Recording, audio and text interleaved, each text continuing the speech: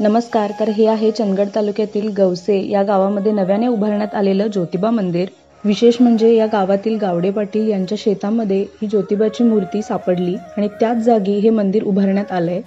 गावडे पाटील या संपूर्ण भावकीने याच जागी मागील वर्षी या मंदिराची पायाभरणी केली आणि याच मंदिराची पायाभरणी, चौकट पूजन आणि मंदिर उभारण्याच्या प्रत्येक टप्प्याची छायाचित्रे इथे दिसतायत. याच मंदिरासमोर गावातील ग्रामदैवत पावनाई देवीचं मंदिर सुद्धा आहे. साक्षात ज्योतिबांचं या शेतजमिनीमध्ये प्रकट होणं हे या गावाचं भाग्यच आहे. आणि आज 29 एप्रिल ते 1 मे हे 3 दिवस संपूर्ण गावकरी मिळून या मंदिराची वास्तुशांत, भजन, कीर्तन, महाप्रसाद अशा वेगवेगळ्या स्वरूपात या मंदिराचा लोकार्पण सोहळा अगदी जल्लोषात साजरा करतायत. ज्योतिबाच्या नावानं चांग भलं.